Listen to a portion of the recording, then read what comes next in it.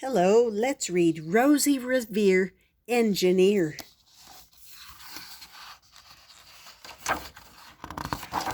This is the story of Rosie Revere, who dreamed of becoming a great engineer.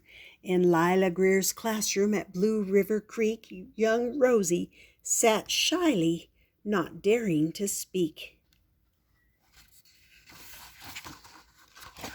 But when no one saw her, she peeked in the trash for treasures to add to her engineer's stash.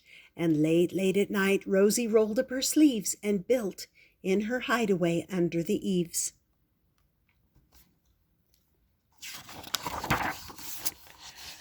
Alone in her attic, the moon high above, dear Rosie made gadgets and gizmos she loved.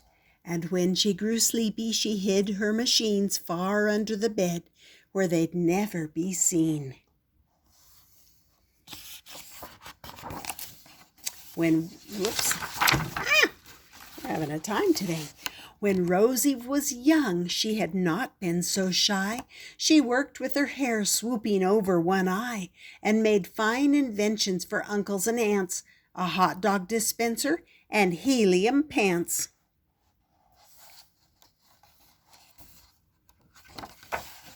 The uncle she loved most was Zookeeper Fred.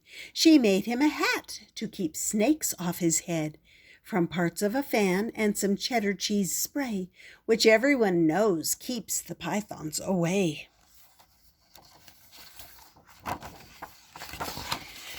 And when it was finished, young Rosie was proud, but Fred slapped his knee and he chuckled out loud. He laughed till he wheezed, and his eyes filled with tears, all to the horror of Rosie Revere, who stood there, embarrassed, perplexed, and dismayed. She looked at the cheese hat and then looked away. "I love it," Fred hooted. "Oh, truly I do." But Rosie Revere knew that could not be true. She stuck the cheese hat on the back of her shelf, and after that day kept her dreams to herself. And that's how it went until one autumn day her oldest relation showed up for a stay.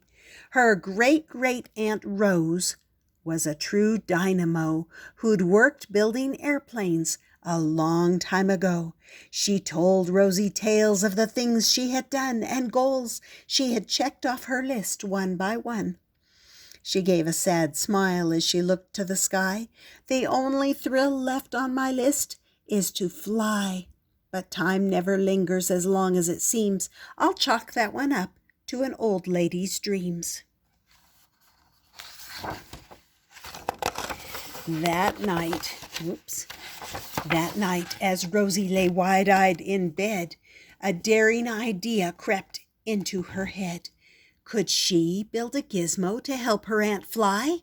She looked at the cheese hat and said, "No, not I." But questions are tricky, and some hold on tight, and this one kept Rosie awake through the night. So when dawn approached and red streaks lit the sky, young Rosie knew just how to make her aunt fly. She worked and she worked till the day was half gone, then hauled her cheese copter out onto the lawn to give her invention a test, just to see the ridiculous flop it might turn out to be.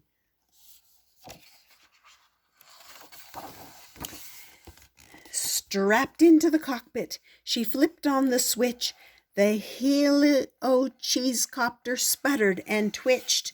It floated a moment and whirled round and round, then froze for a heartbeat and crashed to the ground. Then Rosie heard laughter and turned round to see the old woman laughing and slapping her knee. She laughed till she wheezed and her eyes filled with tears, all to the horror of Rosie Revere, who thought, "Oh no, never, not ever again will I try to build something to sputter or spin or build with a lever or switch or a gear, and never will I be a great engineer."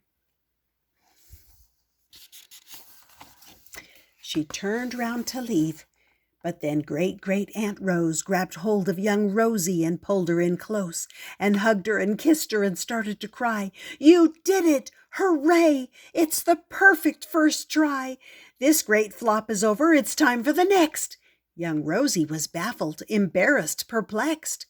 "I failed," said dear Rosie. "It's just made of trash. Didn't you see it? The cheese copter crashed." "Yes," said her great aunt, "it crashed, that is true. But first, it did just what it needed to do. Before it crashed, Rosie, before that, it flew."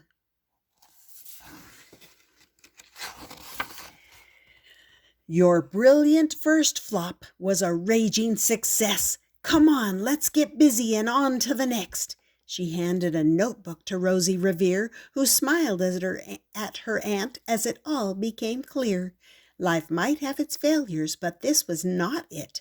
The only true failure can come if you quit. In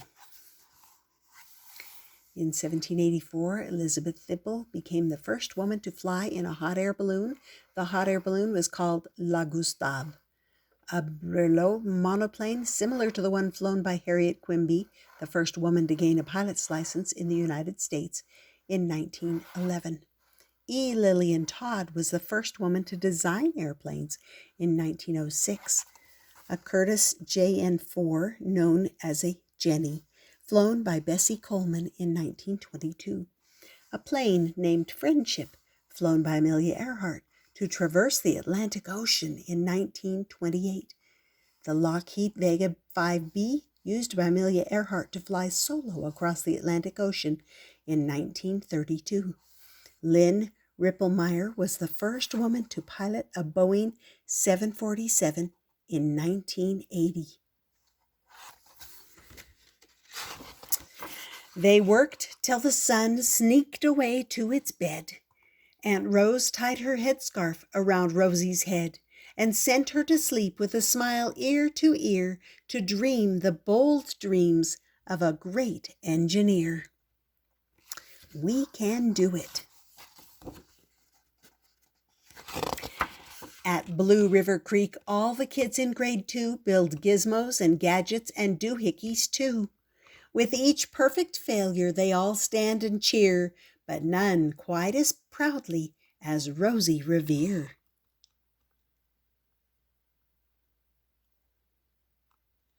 See all the things they've invented?